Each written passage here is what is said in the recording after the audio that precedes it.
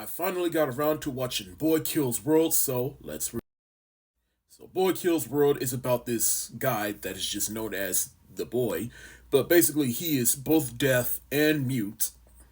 He lives in a society that the best thing I can compare this world to is the Hunger Games. His family gets executed at a young age. The shaman takes him, train him, so that he can one day go on his revenge quest against the evil empress that executed his family. Now, this movie came out in April. It came out around the same time as another movie that's almost similar to this, Monkey Man, which I did enjoy and I respect, but I didn't quite enjoy the movie as much as I enjoyed Boy Kills World, because this movie just has something that Monkey Man didn't have, and that is personality.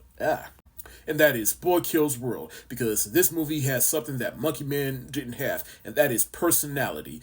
This movie just took a shot of adrenaline, and it just did not stop. I absolutely love this movie. This is one of the best action movies I've seen all year. Hell, the final fight alone was one of my favorite fight scenes in any movie that came out this year. It's better than any action scene in Doom Part 2, better than anything I saw in Godzilla X Kong, better than anything I saw in fuck it, what else came out this year? Monkey Man, obviously. In all due respect to Dev Patel, don't I like the action scenes in that movie. But better than anything I saw in Bad Boys Ride or Die, Furiosa, and Deadpool and Wolverine. And don't get me wrong, I like the action scenes in all of those movies, but the action scenes in this movie just had something different, on top of having an interesting story to follow, so that when we get to those action scenes, you just care about the characters. Because one of the things I love about that final fight is, let's just say, the person who's winning in that fight, he's really letting the protagonist have it. Like, he starts winning, and yeah, I start caring. And that's just something none of the other action scenes from this year managed to make me do, because it is tense. I want to tip my hat off to the director of this movie, Moritz Moore.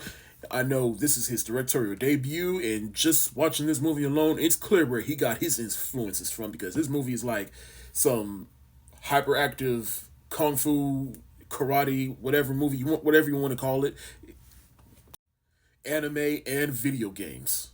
Now, the main character, who is the boy, is played by Bill Skarsgård, and he's done some excellent things.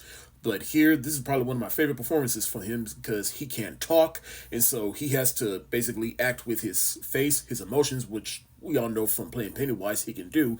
But it's just here, he not only had to act with his expressions, but he also had to put in the work for the fight scenes, and he really put in the work, because he is whooping ass and taking names.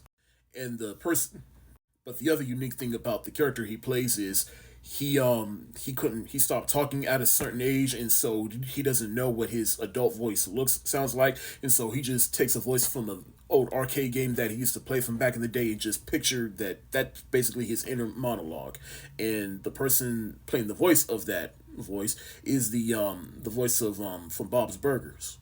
I've never watched that show, but the voice actor that's voicing the inner voice in his head is just downright hilarious. And again, more emphasis on video games, because there's a moment where Bill Skarsgård kills someone and he goes, "Player one wins," and now that moment just lives rent free in my head.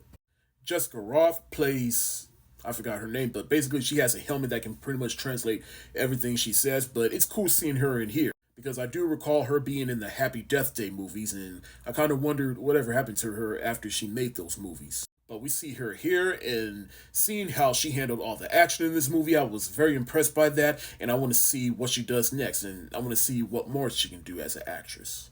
Famke Janssen plays basically the ruler of this society. Now, I haven't seen her in anything in a long time. In fact, I think the last thing I saw her in was the show How to Get Away with Murder, which she was good in.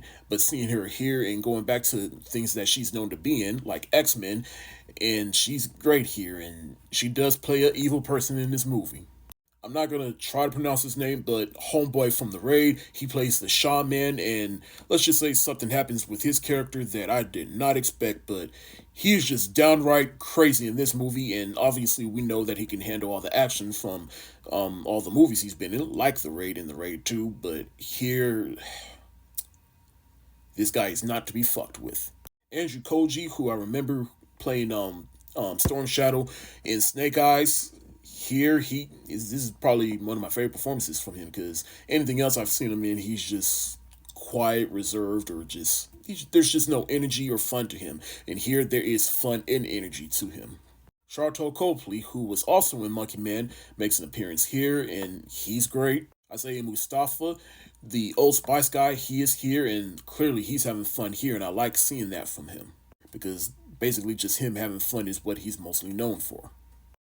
The only other thing that makes this movie rise above some of the other movies I've seen this year is not just that final fight, but the two twists that are in this movie that I will not spoil, but it just brought this movie to a whole other level and changed my perception of the entire movie, on top of having awesome action, entertaining action, and excellent performances from all the actors within this movie that clearly understood the assignment.